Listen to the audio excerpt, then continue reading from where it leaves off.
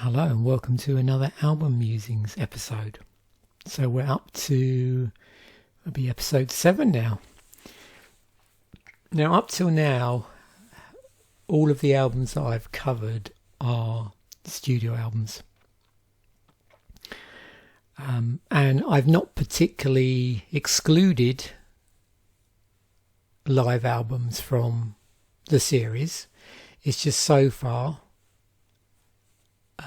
particular live albums that I would want to talk about haven't come up yet until now. And seeing as with this particular one I'm going to talk about in this episode, which is Made in Japan by Deep Purple, this was released 50 years ago on the 8th of December 1972.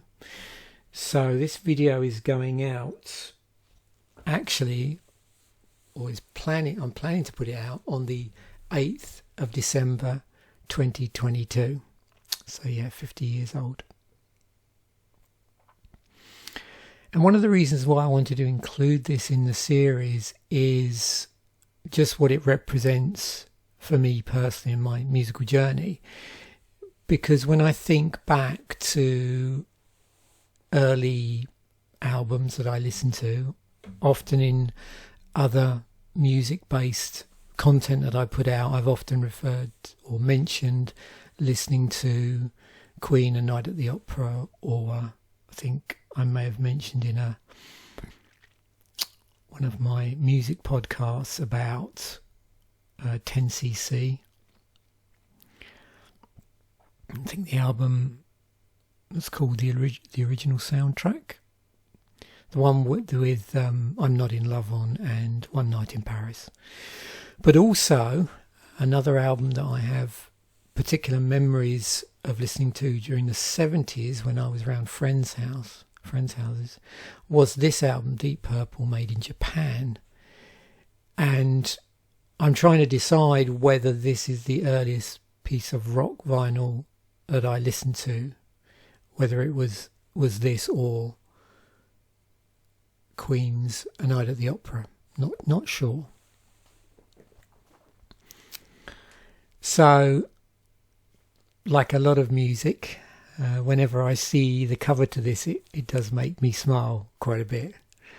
And I think back to listening to this in its original form, because I think, as I've said before, one of the interesting things is when I look through for these album musings, just for some albums, just how many different variants there are now over the years as we've moved through various formats. So when we talk about the track listing, we're going to take a look at the original form this would have come out in, and how that compares to other things. Now, the other thing to note with this, it does mention, and I'll include links to all of this, in all the stuff I'm going to cover in the description, but it does mention in the US about Smoke on the Water, and I'll talk about the relationship between that particular track and this album, because it slides in. The timing was impeccable, in as much as this particular single is not the same version as on the album, and I'll explain why in a moment, how that slides into the band's discography. But you can read through the full story of the making of the album, its release, its reception, its recording in this particular Wikipedia article. So just to look and try and slide it in to start with, so we get some idea. This is a list of Deep Purple's studio albums, and in terms of like the original run of the band up to about 75, you go through, there was quite a number of different lineups in the band over just this period, and you'll often see, they'll talk about Deep Purple Mark 1, Mark 2, Mark 3 and so on. The way I tend to think of it, just to simplify matters somewhat, is I tend to think of like who was the lead singer at the time and who, was Ritchie Blackmore in the band. So around the time that the live album was released, Machine Head had just come out. So Machine Head, we have Ian Gillan as the vocalist, and we've got Ritchie Blackmore in the band. By the time you get up to Burn, the lineup has changed somewhat, and you have David Coverdale in the band and Glenn Hughes, because they've got rid of Roger Glover and Ian Gillan. And then there was a couple of more albums, and then we get to Come Taste the Band here. And for this particular album, Ritchie Blackmore is no longer in the band. It's a bit of a weird wording there. They're saying this is the only studio album to involve neither Blackmore nor Ian Gillan, as every prior and subsequent album features at least one of the two, which is quite amusing. So in terms of where Made in Japan slots into all of this, so you have like 8th of December 72. So Machine Head came out on the 25th of March 72. So between, basically the live album was released between these two. Made in Japan was released between these two. This is the original track listing for that 2LP version, original release on vinyl. So as you can see, basically you've got 2 tracks per side, except for the last side, which is just one track, which is Space Trucking, takes up the whole of side 4. And then there was also many years later, there was a CD release which managed to squeeze all of those tracks onto a CD. Now you can sort of see there's some time shenanigans going on with when you compare the CD against the LP. But this is the one that, back originally I would have been most familiar with, and I would have heard around friends' houses. I'm not sure which CD version I actually have. I do have it on CD.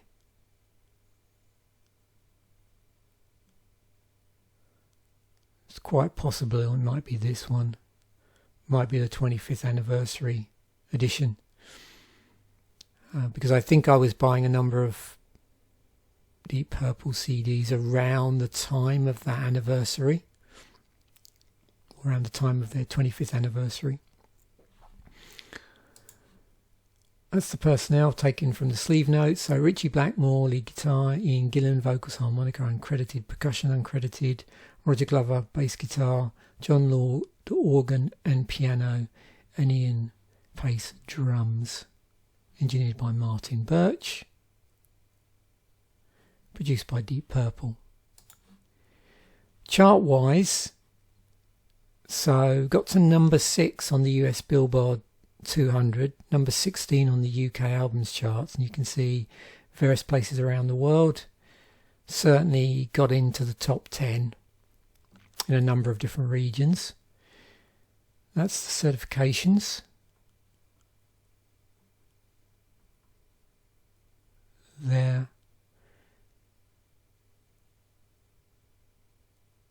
So platinum in the US, gold in the UK. And then it's got a number of accolades. You can see it's featured in several best live albums lists, which is no surprise. And Kerrang also had in their 100 greatest heavy metal albums of all time from 1989.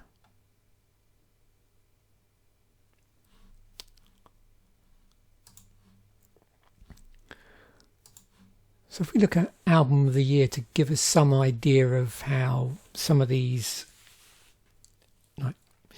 sites that analyse the popularity of certain albums through critic scores and then try and place it, you can see based on their particular metric, Deep Purple's Machine Head is the most popular, followed by In Rock, followed by Burn, followed by a more recent 2020 album, Fireball, and then we have Made in Japan. And then these are the couple of earlier albums when they're a bit more psychedelic, and then we have Stormbringer and another really early album. And yeah, no surprise to see these three bubble up to the top.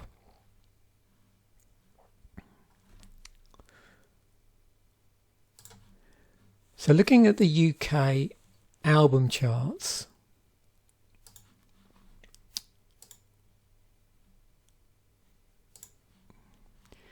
so number 6, it entered the charts at number 16 in the album charts, had a 7-week run initially, and then it sort of went in and out a little bit. Now, the other thing with this is, we'll come back in a moment to the single side of things, because there was no actual single off of this, but as I said, it rather conveniently coincided with the release of the previous album, and also the release of Smoke on the Water off of that one. So there was this sort of perfect storm that came about. But that happened more in the US than it did in the UK, as we'll see in a moment. So as I do in a lot of episodes, it's quite interesting to see, when this came out, so this hit the charts on the 6th of the 1st, 1972, and it was actually released on the 8th of December. So for the time, that was reasonably quick to get on the charts, relatively speaking. The problem you have is we're talking about, it gets on the charts the first week, I suppose, in 73.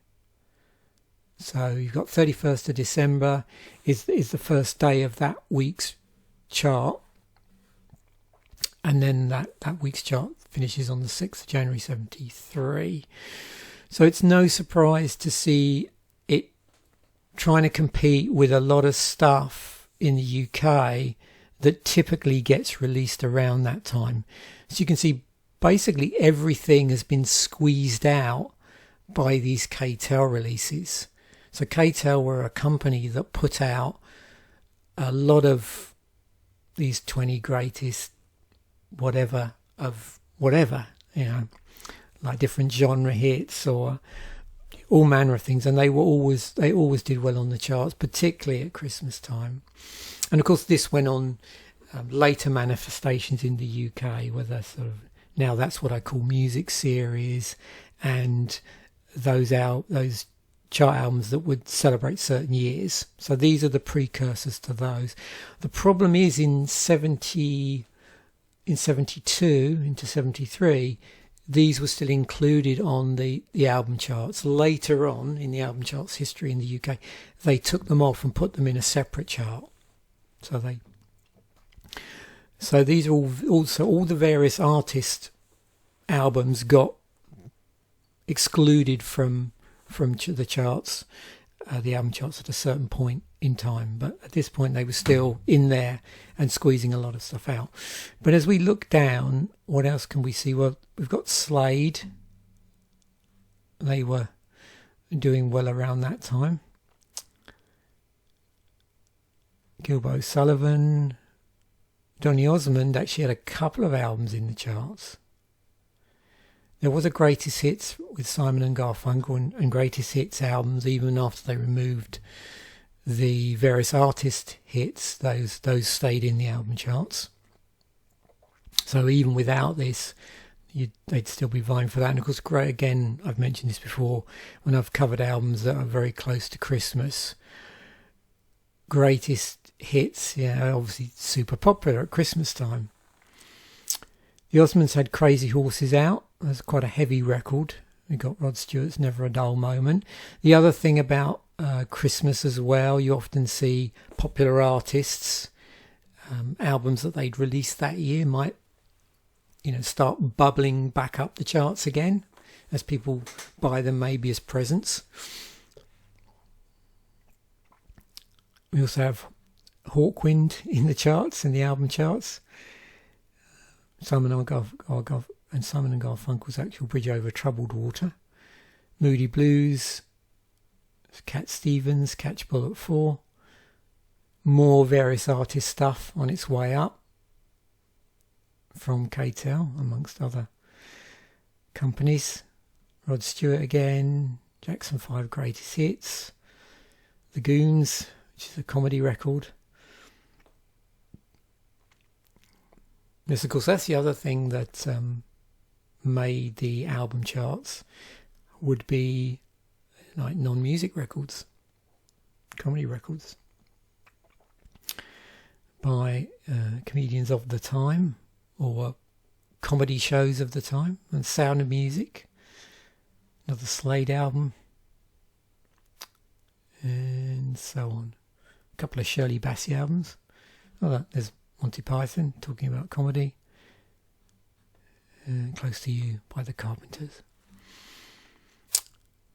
So, as I mentioned with the single, no actual single released off that live album at the time, but what actually happened was they released Smoke on the Water from Machine Head. But you can see this version here has Smoke on the Water live on the B-side.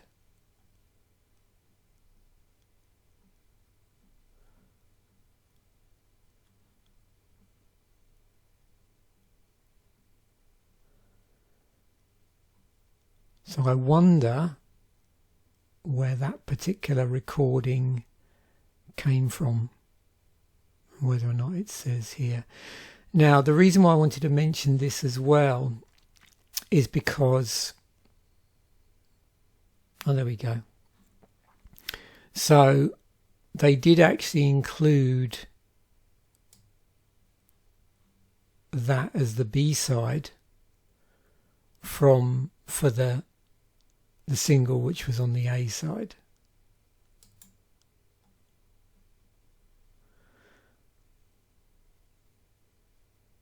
But this never charted in the UK. Just didn't chart. Charted in the US, but not in the UK.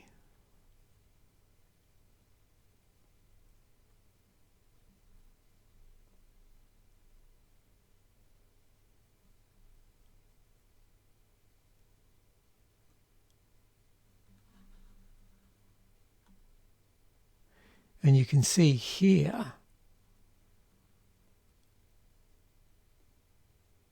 it appears to have been released. Let me just get that right, because it's a little bit confusing. So May 73 was when this came out.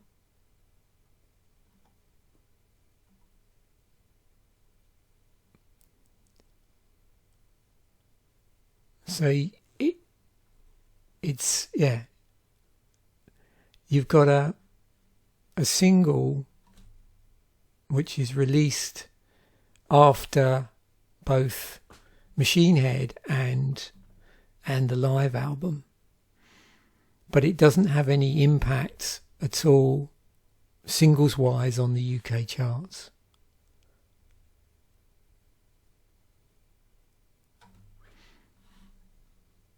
Curious.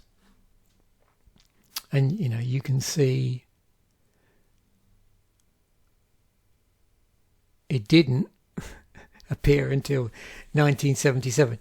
And this is very interesting, the fact that it would take this long for it to appear on the UK charts. It's very strange. I'm just going to see if it locks in on that. I don't know. Let's just see whether we can get it to do that.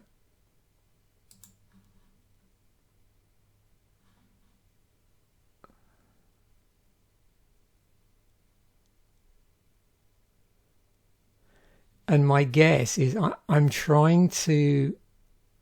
I thought this compilation album was a lot later. Sometimes the cover shots they use on the official charts are a little bit misleading. So it's like, why would that single chart in 77? And what would cause that to happen? And I'm actually not that sure. Let's just look and see.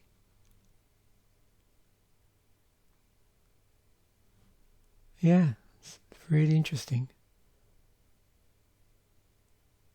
Because 24 Karat Purple came out in 75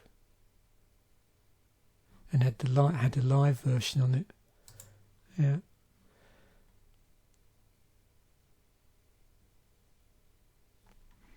So I don't know. That's one of the nice things of doing this series, is suddenly I'll notice something and I really don't know the answer as to why that was so delayed in getting onto the UK charts, and right in the middle of 77, like right in the middle of punk.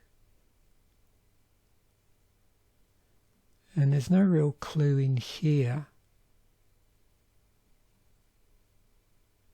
Yeah, if anybody knows why, yeah,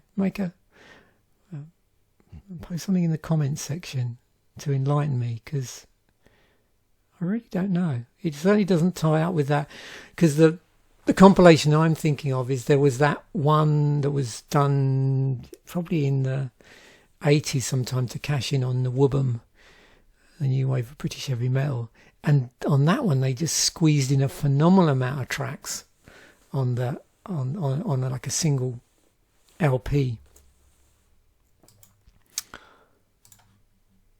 So I thought it'd be interesting, because I'd normally talk about a lot more singles with other albums than normal, is to look at some other aspects of this album and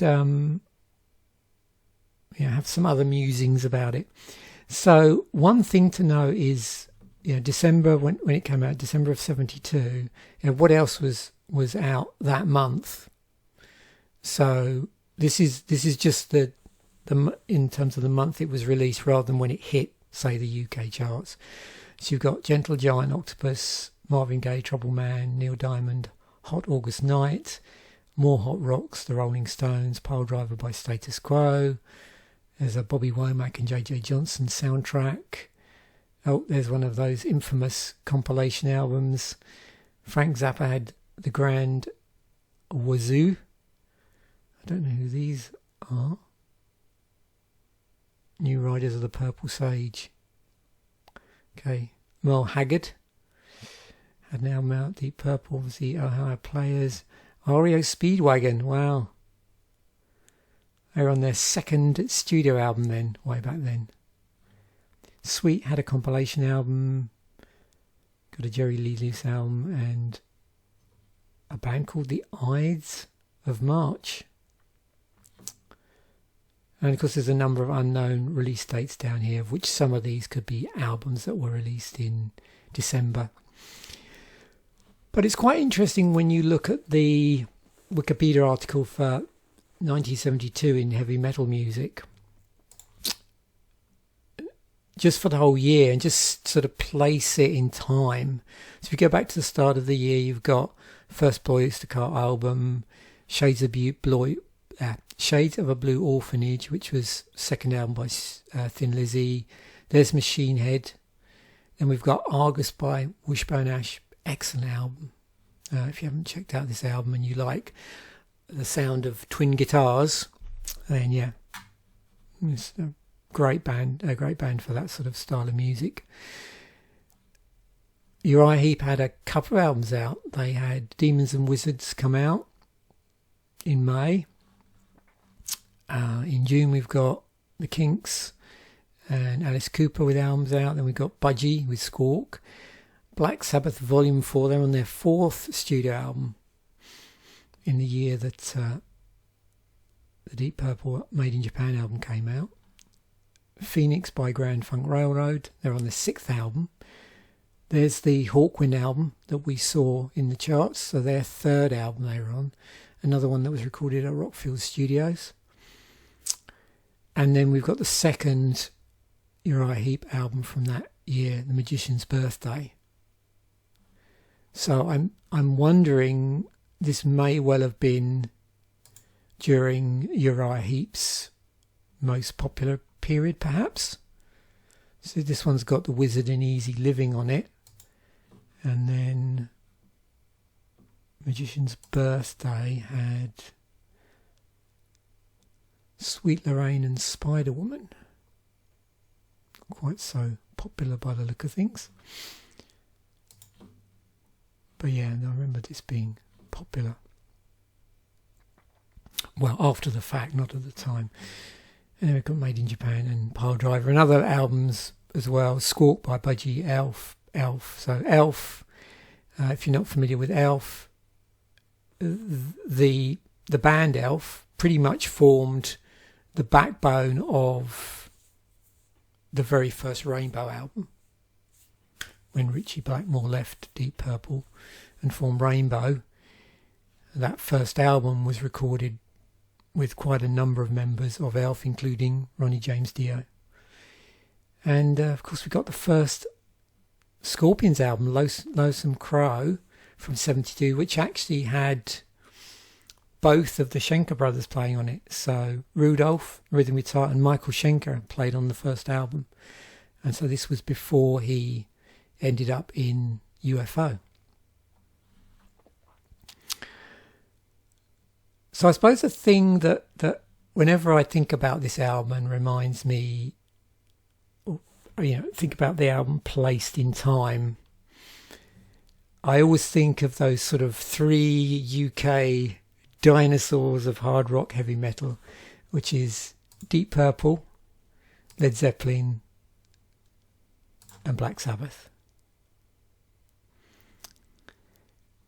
And I thought it'd be interesting very quickly to see how their album releases overlapped. The other thing that fascinates me is that they had their own twist, if you like, on hard rock. So with Deep Purple, when I listened to really early Purple, as they were sort of morphing into a harder, heavier rock, dare I say heavy metal band, you could, in the early days, they had that progressive rock and psychedelic rock influences. If you listen to early Led Zepp, then you've got, the blues and folk. If you listen to Sabbath, on that first album, it sounds like they've pretty much fully formed into this really heavy band. Obviously, you can hear blues in there. You can hear blues in all 3 of the bands. But it's really interesting the different angles that those 3 bands came in from. And, the fact that the early stuff, if you look at the discography of the studio albums, that overlap period of the early days. So, you have Deep Purple, these albums here a little bit more, psychedelic probably, and then we get into the good stuff, as I like to think about it, in this period, like 1970 through. Really, for me, this is their sort of classic period, 70 to around 74. Then, if you look at Led Zepp, obviously they put out 2 albums in 69, and they were going through until 79, and sometime after there, obviously, John Bonham died. So there's the overlap there. So at the time that the live album came out, Made in Japan, we're around this period in Led Zeppelin's career, in terms of studio recordings. And then you look at Black Sabbath, so 2 albums in 70, 71, and as we've seen, there was a line-up there with Volume 4 in that sort of same year there. And then here you got these two albums. Of course, Dio went on to front Sabbath for a period of time, Heaven and Hell and Mob Rules, and then he also turns up on Dehumanizer as well. So yeah, it's always interesting to look at this period in hard rock, heavy metal, and that sort of overlap of these sort of, you know, titanic UK bands. But also it's interesting to go through and see like who else was kicking around in this time.